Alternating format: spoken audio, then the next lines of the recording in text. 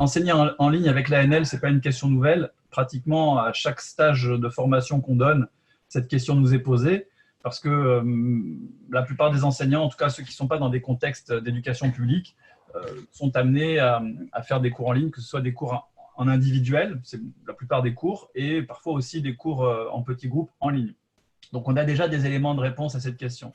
Mais évidemment, vous n'êtes pas sans savoir que l'approche neurolinguistique prône les interactions sociales. Il y a une grande place accordée au corps, à la perception, à l'attention, bien sûr, et donc au fait d'être présent physiquement avec les interlocuteurs de la langue qu'on veut apprendre. Voilà, on a plutôt un discours un peu à rebours de la grande tendance, de la grande mouvance depuis 20 ans de vouloir se défausser de l'enseignement avec des plateformes. Néanmoins, on en est aussi utilisateur. Donc, ce qui nous réunit aujourd'hui, notre fil conducteur sera de nous demander comment avoir un vrai gain pédagogique avec l'enseignement en ligne, et en particulier un gain pédagogique quant au développement d'une langue seconde, quant au développement de compétences dans une langue étrangère. Et c'est de ça surtout dont on va parler. C'est pourquoi on va d'abord donner la parole à John Nathan qui est avec nous. Vous la connaissez, je pense. Elle est à l'origine de l'approche neurolinguistique. Elle est co-conceptrice avec Claude Germain, qui n'est pas avec nous aujourd'hui, mais de cette approche qui est née du terrain, de préoccupations d'enseignants, de préoccupations aussi du peu de résultats d'apprenants dans certains cas, de meilleurs résultats dans d'autres.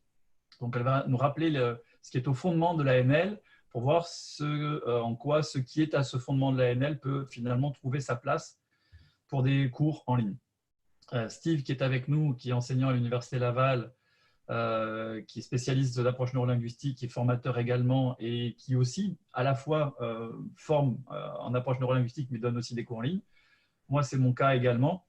Et on a avec nous aussi Franck Scola, que un certain nombre d'entre vous connaissent, qui est docteur, médecin. On ne va pas parler de problématiques médicales, ce n'est pas notre propos. Aujourd'hui, on est là pour la pédagogie.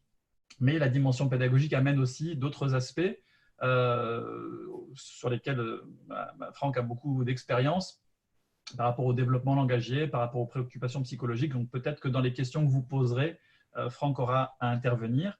Voilà. Et si ce webinaire a lieu aujourd'hui, c'est grâce à Virginie, Alexis, Marie et Delphine qui ont très généreusement proposé de partager leur expérience. Comme vous l'avez vu dans le descriptif, ils sont en Asie, ils enseignent déjà depuis plusieurs semaines en ligne, ils sont confinés, comme moi aujourd'hui depuis la France où je vous parle, certainement vous dans vos pays. Et donc, ils ont déjà expérimenté des choses. Ils ne sont pas formés en ANL, ils sont curieux et désireux de se former en ANL, mais on a des choses en commun qu'on va essayer de partager aujourd'hui. Voilà. Le déroulement que je vous propose donc, va se faire en 4 temps. On s'est donné à peu près 2 heures pour faire ce webinaire. Évidemment, vous êtes libre de repartir, de revenir quand vous voulez. Si vous voulez aller boire un verre à l'hôtel, je ne sais. C'est une fenêtre ouverte dans laquelle on va discuter. D'abord exposer des choses et puis ensuite discuter. Premièrement, ces fameux principes de l'ANL qui sont faits d'abord pour la classe, comment on peut penser qu'ils ont finalement leur place à distance. Ensuite, un deuxième temps où Steve et moi, surtout, on témoignera de choses que nous, on fait déjà en tant que praticiens ANL qui enseignons en ligne. Et ensuite, on donnera la parole à nos 4 enseignants de Chine.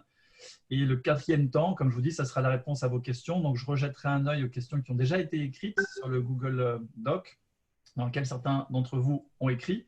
Entre les coucous que je vois d'un peu partout, Slovaquie, Colombie, Chine, Russie, qu'est-ce qu'on a? Bien sûr, le Canada, la France. Je sais qu'il y a des gens qui sont en Afrique, qui sont en Turquie. Vous êtes vraiment de tous les pays du monde. C'est assez incroyable.